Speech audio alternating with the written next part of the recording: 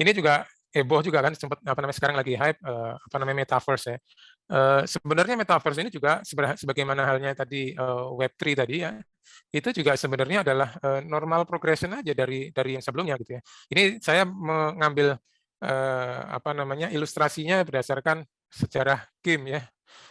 Mungkin kalau kita melihat dulu generasi awal ya, kita mungkin kalau yang umur-umur di tahun 80-an itu, tahun 80-an mungkin awal-awal 90-an itu ya, itu pasti kenal yang namanya Tetris, terus ada apa tuh, apa game-game itu ya. Itu kan orang, si user bermain melawan komputer, arenanya ditentukan, ada kondisi start kosong, kondisi finishnya game overnya itu kalau penuh gitu ya, terus ada skornya. Itu generasi pertama. Nah sekarang gini, kalau saya melakukan perbuatan baik ya, atau melakukan sesuatu yang baik dan kemudian saya mendapatkan trust di Bandung, apakah trust saya yang di Bandung ini itu bisa berlaku juga di saya pertukarkan, saya exchange-kan ya dengan ketika saya misalnya sedang di Hong Kong, di Bandung, di Singapura, di Papua dan sebagainya. Ada nggak suatu yang mekanisme ya yang bisa memberikan value terhadap trust hasil pekerjaan, hasil apa yang saya lakukan di Bandung ini untuk bisa digunakan, di-exchange-kan di tempat lain. Nah, value-value seperti ini tidak harus berupa uang maksud saya. Itu salah satu contoh aja tadi. Bagaimana value yang saya dapatkan itu bisa di-exchange-kan. Nah, teknologi blockchain dan dengan token ekonominya itu nanti itu sangat memungkinkan untuk bisa dilakukan, diterapkan di dunia nyata. Topik yang akan saya jelaskan dalam mungkin beberapa menit ke depan adalah blockchain yang diprediksi jadi mewarnai kehidupan setelah era saat ini yang saya namakan sini sebagai eranya Google ya. Eranya Google. Saya akan mulai materi saya ini dengan apa yang saya lakukan kira-kira 10 tahun yang lalu ya. 10 tahun lalu itu saya menulis sebuah artikel ya, yang sebenarnya mengambil dari beberapa analisa para ahli yang memprediksi umur dari Google dan Facebook. Jadi waktu itu sebagian ahli yang saya kutip itu memprediksi bahwa umur dari Google dan Facebook itu tinggal 5 sampai 8 tahun lagi. Ini 10 tahun yang lalu ya. Nah, mereka yang memprediksi prediksi umur dari Google itu tinggal 5 sampai 8 tahun lagi itu menganut madhab organizational ecology ya. Jadi ada secara madhab ya, untuk memprediksi tingkat kesulitan atau arah dari sebuah organisasi ini akan seperti apa. Ada yang memprediksinya itu berdasarkan seberapa hebat pimpinan dari organisasi itu, pimpinan dari perusahaan itu yang akan menentukan sebuah organisasi itu, sebuah perusahaan itu akan menjadi sukses atau tidak. Nah, mazhab yang kedua adalah yang menentukan itu adalah lingkungan eksternalnya. Bagaimana pengaruh industri yang melingkupi organisasi itu yang akan menentukan keberhasilan organisasi itu. Sehingga kemudian hal itu melihat bagaimana perusahaan-perusahaan itu punya eranya masing-masing. Gitu. Ketika misalnya era sebelum Kodak ya, kamera, kemudian ada digital Kodaknya Kodak gitu ya. Kemudian ada era Friendster yang tiba tidak bisa bertahan hidup ya. Kemudian ada Google yang waktu itu sedang merajai dan Facebook sedang merajai pada saat itu. Kemudian tiba-tiba ada ancaman baru yang muncul pada saat itu adalah era Instagram yang kemudian tiba-tiba muncul dan gitu ya. Dan kemudian karena melejitnya itu dan lihat bahwa Google tidak bisa yang mengejar Facebook di era untuk masuk di dunia sosial media itu tidak berhasil, ada Google Plus yang tidak apa namanya, tidak banyak diminati oleh orang, maka kemudian ini kelihatannya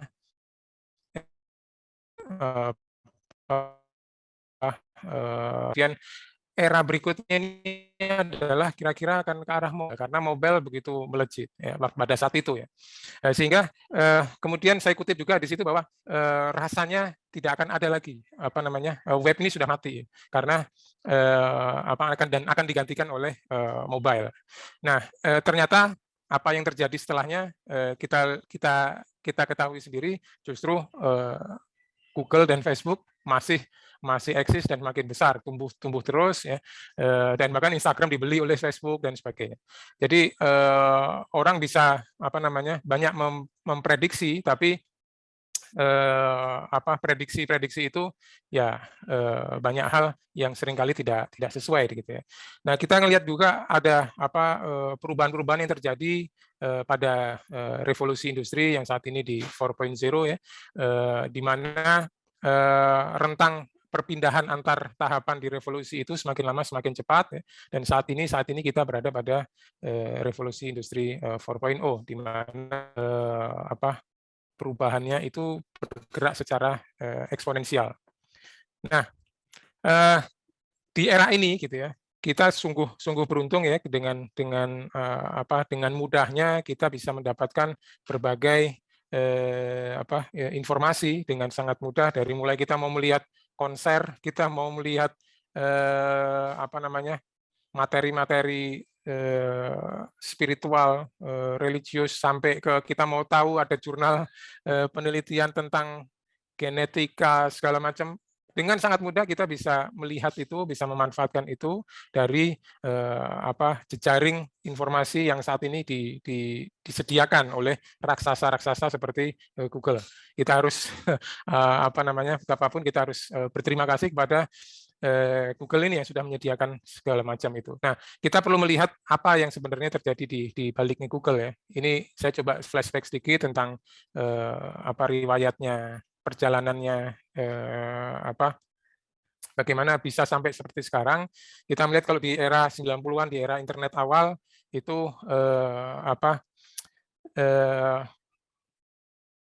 informasi di internet itu berjalan satu arah ya, berjalan satu arah. Jadi ada konten provider yang menuliskan atau mengisi informasi-informasi di internet, dan ada yang membacanya. Sehingga lama-kelamaan semakin banyak informasi itu, dan kemudian diistilahkan dengan information superhighway. Tapi itu baru satu arah. Web pada generasi awalnya itu hanya satu arah. Orang hanya bisa membaca apa yang diposting oleh orang atau yang diupload oleh orang. Kemudian generasi berikutnya dari web atau web 2.0 ini seringkali diistilahkan juga dengan read write web ya, karena pada saat web 2.0 ini sudah punya kemampuan bagaimana bukan si user, si pembaca, pengguna internet itu bukan hanya bisa membaca saja seperti generasi web yang pertama, tapi juga bisa menulis gitu ya, bisa memposting sesuatu, bisa melakukan sesuatu yang kemudian disimpan di dalam server internet tadi. Dia bisa berinteraksi, baik itu hanya berupa likes, bisa komen, bisa membuat sebuah artikel, posting dan sebagainya. Nah, ini semua difasilitasi oleh raksasa-raksasa internet di fase itu, di fase era 2000-an ke atas ya, yang kemudian muncul juga ada server side scripting ya, yang kemudian membuat hal seperti ini bisa terjadi gitu ya. Bagaimana si user itu bisa berinteraksi dengan sistem yang ada di internet tadi, memberikan data, saling bertukar data dan sebagainya. Sehingga pada era 2000-an sampai 2010 bermunculan platform-platform ya. Ada YouTube, ada Facebook, itu ada di era-era itu 2004, 2005, 2006 sampai 2010 dan seterusnya. Itu adalah era-eranya bermunculannya platform-platform yang memfasilitasi komunikasi dua arah itu, dan semuanya itu tersimpan di dalam tersentral di dalam server-server pemilik platform itu. Nah, kemudian muncul masalah ya. Muncul masalah ketika semuanya itu tersentralisasi di dalam servernya raksasa-raksasa internet tadi, Google, Facebook, dan raksasa-raksasa lainnya itu, muncul masalah karena walaupun kita bisa menikmati berbagai informasi, berbagai pengetahuan itu secara gratis ya, atau berkomunikasi di sosial media itu secara gratis, tapi ada harga yang harus kita bayar gitu ya. Harga yang harus kita bayar, misalkan data kita semuanya dikumpulkan oleh di server-servernya pemilik platform itu, yang kemudian kita tidak punya lagi kontrol terhadap data yang kita berikan itu. Pemilik platform itu dengan secara sepihak memanfaatkan data-data kita itu untuk memenuhi bisnis model mereka untuk melakukan meningkatkan profitabilitas dan sebagainya. Nah, sehingga muncul permasalahan-permasalahan dari sisi security dan privacy data, kemudian masalah kontrol, kita nggak bisa mengontrol data kita, kemudian masalah scalability, kita melihat bagaimana misalnya raksasa seperti Google itu yang mengumpulkan data dari mana-mana, dari seluruh dunia, bagaimana Google itu bisa menampung data itu terus-menerus gitu ya. Bagaimana scalability-nya? Saat ini aja data center-nya Google itu luar biasa, raksasa besar ya. Yang di Oregon itu luar biasa itu besar dan membutuhkan power yang luar biasa untuk computing power-nya. Belum lagi masalah nanti yang menghubungkan antar data center itu ratusan kilometer, ribuan kilometer fiber optik dan sebagainya. Luar biasa menyulitkan ya, scalability-nya untuk ke depan. Jadi betapapun besar raksasa platform-platform itu memiliki data center, kapasitasnya tetap lebih besar yang para user, para netizen yang menggunakan itu, yang memiliki PC, laptop dan sebagainya, itu pasti kalau itu dikumpulkan pasti akan lebih besar lagi. Kemudian masalah power juga, artinya too many power, terlalu banyak kekuatan, terlalu besar kekuatan tersentral di pemilik platform itu.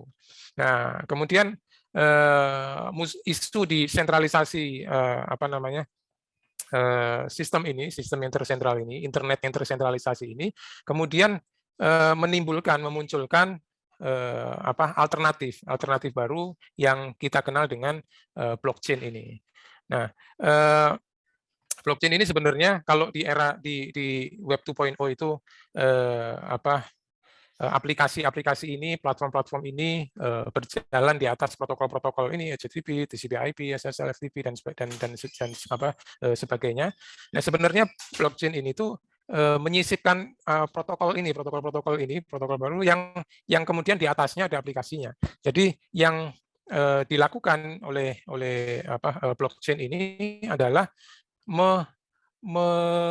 memperbaiki, menambahkan satu layer di back end-nya ya, sistem ini, yang kemudian nanti ada aplikasi-aplikasi yang berjalan di atasnya dari protokol-protokol yang dibuat di atas yang lebih bawah lagi dari HTTP, TCP/IP dan sebagainya. Jadi yang di bawah ini sebenarnya sama aja, ditambah layer di atasnya. Nah, ini gunanya adalah untuk melakukan melakukan penggeseran, melakukan shifting dari internet yang tersentral menjadi desentralisasi. Nah, blockchain ini sebenarnya bergerak ya, itu ada beberapa yang komponen utamanya ya, karakteristik utamanya adalah pertama kriptografi. Jadi di dalam blockchain ini untuk supaya memastikan security-nya digunakan public key kriptografi, fungsi hash kriptografi, dan kemudian ini yang dilakukan, diterapkan untuk memastikan transparansi, security dan privacy dari data. Jadi permasalahan yang tadi ada pada platform-platform yang tersentralisasi ini, masalah security-nya dipecahkan dengan disolusikan dengan kriptografi. Kemudian P2P networks, point-to-point network, peer-to-peer networks, sehingga ini menghilangkan fungsi apa namanya intermediary. Jadi kalau sebelumnya di fungsi tersentralisasi itu antara satu user dengan user yang lain itu apa namanya perlu ada mediasi di platform tadi ya, platform-platform itu. Nah, sekarang platform itu dihilangkan. Platform itu dihilangkan sehingga antar user itu bisa langsung berkomunikasi. Kemudian yang ketiga adalah game theory dan mekanisme desain. Ini yang seringkali juga diistilahkan dengan konsensus. Jadi antar user ini bergerak ya bekerja saling berhubungan itu berdasarkan konsensus yang disepakati bersama. Nah, ini menyebabkan adanya otomasi, disintermediasi dan secure network. Ini yang apa namanya membedakan antara blockchain dengan apa teknologi yang internet yang tersentralisasi tadi gitu ya. Nah, teknologi blockchain ini tentu tidak bisa berjalan sendiri. Jadi yang nanti akan menjadi teknologi-teknologi yang akan saling menguatkan ya ke depan itu adalah selain blockchain itu juga ada big data, kemudian IoT, Internet of Things dan artificial intelligence untuk melakukan analitik terhadap data yang segitu banyak. Tentu nanti data itu ada istilah juga datafication ya. Data itu nanti akan begitu luar biasa banyak, bukan hanya berasal dari manusia-manusia input user, tapi juga dari berbagai macam things ya. Yang ini tentu saja perlu apa namanya pengelolaan yang berbeda gitu ya. Baik dari sisi analisanya, kemudian security-nya dan sebagainya. Nah, ini yang kira-kira nanti akan menjadi sangat besar. Kemudian juga permasalahan kapasitas ya. Kapasitas dengan sentralisasi itu apa namanya? Kapasitas akan menjadi sangat besar ketika misalnya Google menyediakan data center yang luar biasa, Facebook, YouTube dan sebagainya itu akan sangat besar. Tapi mereka ini kan pasti punya limitasi karena seberapa besar bisa di-expand gitu ya. Nah, solusi dengan melakukan desentralisasi ini membuat yang tadinya sudah besar itu dengan terpusat itu menjadi scalability-nya menjadi luar biasa, hampir nyaris tidak terbatas gitu ya. Ini secara apa namanya untuk meresum apa yang saya sampaikan tadi bahwa sebenarnya blockchain itu adalah normal progression. Jadi memang arahnya pasti akan ke situ gitu ya. Kalau sebelumnya web generasi pertama itu hanya bisa membaca, kemudian web generasi kedua itu bisa membaca dan menulis sehingga apa namanya bisa berinteraksi antara user dengan pemilik platform dengan user yang lain sehingga menyebabkan menciptakan yang kita kenal dengan platform ekonomi ketika kita melihat ada Gojek, ada Airbnb, ada Facebook, ada berbagai macam platform itu yang mendisrupsi ekonomi pada saat itu yang sebelumnya hanya information ekonomi. Nah, ketika evolusi berikutnya adalah web generasi ketiga itu adalah ini yang bukan hanya read and write tapi juga read, write, execute gitu. Jadi ya kemajuannya memang pergeserannya akan ke arah situ ya. Mau tidak mau kita akan membutuhkan yang seperti itu. Nah, ini yang nanti diistilahkan dengan token ekonomi. Nanti mungkin Pak Wahyu akan menjelaskan lebih lengkap, lebih jauh tentang apa itu token ekonomi itu. Jadi kalau di generasi pertama itu revolusi di sisi penyajian informasinya, platform ekonomi itu revolusinya di sisi front end. Bagaimana user itu bisa berinteraksi dengan lebih interaktif. Nah, kalau di web generasi 3 ini itu revolusinya ada pada back end-nya dengan mengembed, menambahkan satu lagi saya jelaskan di sebelumnya. Nah, ini juga heboh juga kan sempat sekarang lagi hype metaverse ya. Sebenarnya metaverse ini juga sebagaimana halnya tadi Web3 tadi ya, itu juga sebenarnya adalah normal progression aja dari yang sebelumnya gitu ya. Ini saya mengambil ilustrasinya berdasarkan sejarah game ya. Mungkin kalau kita melihat dulu generasi awal ya, kita mungkin kalau yang umur-umur di tahun 80-an itu, tahun 80-an mungkin awal-awal 90-an itu ya, itu pasti kenal yang namanya Tetris, terus ada apa tuh, atau game-game itu ya. Itu kan orang, si user bermain melawan komputer, arenanya ditentukan, ada kondisi start kosong, kondisi finishnya game overnya itu kalau kalau penuh gitu ya, terus ada skornya. Itu generasi pertama. Kemudian generasi kedua mulai ada online ya, game online. Pemainnya tetap main dengan pemain lain, tapi arenanya ditentukan. Arenanya di apa namanya? Ya bisa aja game yang sama tapi di online kan arenanya ditentukan. Ada kondisi start, ada kondisi finishnya, ada skornya.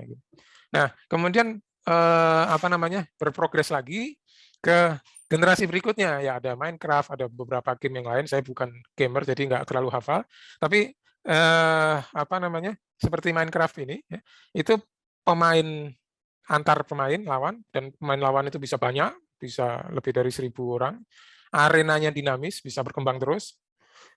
Kemudian tidak ada apa namanya? Kondisi awal dan kondisi akhir, persisten ya, nggak ada kondisi awalnya gimana, kondisi akhirnya gimana, arenanya apa namanya? Dinamis, berkembang terus.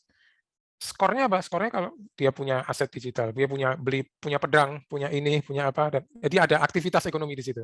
Nah, kemudian bergerak lagi ke generasi apa Pokemon Go ya, yang dimana pemain melawan manusia lain, tapi arenanya di dunia nyata. Sehingga banyak orang keliling-keliling bawa HP gitu ngelihat mana ini. Arenanya di dunia nyata, tidak ada start, tidak ada finish ya. Skornya juga aset digital. Jadi ada aktivitas ekonomi di situ. Nah, generasi metaverse itu, atau lebih apa namanya, teknologinya itu menggunakan extended reality, itu arenanya juga terbuka, bisa bisa multiverse, bisa banyak apa, dunianya bisa banyak, kemudian aset digitalnya portable ya, bisa apa namanya, aset digital di dunia yang satu bisa dipakai di dunia yang lain ya. Kemudian open portal ini masih dalam dalam research dan standarisasi ya. Dan ini sebenarnya banyak sekali apa namanya kegunaannya apa namanya teknologi ini pada dunia bisnis, dunia industri dan sebagainya, untuk apa meeting online, apa namanya, untuk training, untuk berbagai macam, sebenarnya banyak sekali yang bisa digunakan. Dan kita kadang terlalu jauh membayangkan metaverse itu dengan berbagai macam ilusi dan sebagainya ya. Revolusi metaverse ini apa namanya, yang dibawa dengan metaverse ini adalah membaurnya dunia nyata dengan dunia maya. Artinya aset digital yang ada di dunia maya itu bisa diproyeksikan ke dunia nyata dan sebaliknya, dunia nyata bisa dibawa ke dunia maya. Kemudian lokasinya juga di dunia nyata ini bisa membaur. Saya yang berada di Bandung misalnya bisa membaur dengan teman yang ada di Amerika atau di mana pada saat yang sama, pada tempat yang sama, tempat dalam tanda kutip ya. Kemudian membaurnya waktu, orang bisa kembali ke situasi tertentu, ke yang bersejarah tertentu di masa yang lampau. Jadi waktu itu seperti bisa dibaurkan. Kemudian aktivitas ekonomi nyata dan ekonomi maya ya, dengan misalnya cryptocurrency, NFT dan sebagainya. Nah, terakhir adalah yang ingin saya sampaikan di sini dan mungkin menjadi pengantar untuk materi yang kedua adalah adanya Internet of Value. Ini blockchain ini membawa pergeseran dari exchange of information menjadi exchange of value. Jadi tadinya pertukaran apa dominannya adalah pertukaran informasi menjadi pertukaran value. Nanti saya kasih ilustrasi ya. Nah, kalau tidak ada value dalam transaksi, maka tidak diperlukan apa namanya trust di situ. Kalau nggak ada apa dibutuhkan trust, sebenarnya blockchain nggak dibutuhkan. Nah, karena ada exchange, ada pertukaran value, maka dibutuhkan currency, atau istilahnya itu adalah token ya. Jadi misalnya ini dalam bayangan saya, kalau saya misalkan mencari atau bekerja di Bandung misalnya, uang yang saya hasilkan itu akan berlaku juga di eh, Papua atau di Hong Kong atau di mana-mana. Artinya uang yang saya hasilkan dari saya bekerja di Bandung itu bisa berlaku, bisa digunakan, bisa di exchange-kan itu di mana-mana. Nah sekarang gini, kalau saya melakukan perbuatan perbuatan baik ya, atau melakukan sesuatu yang baik dan kemudian saya mendapatkan trust di Bandung, apakah trust saya yang di Bandung ini itu bisa berlaku juga di apa namanya, saya pertukarkan, saya exchange-kan ya dengan ketika saya misalnya sedang di Hong Kong, di Bandung, di Singapura, di Papua dan sebagainya. Ada nggak suatu yang apa namanya mekanisme ya yang bisa memberikan value terhadap trust hasil pekerjaan, hasil apa yang saya lakukan di Bandung ini untuk bisa digunakan, di-exchange-kan di tempat lain. Nah, value-value seperti ini tidak harus berupa uang maksud saya. Itu salah satu contoh aja tadi.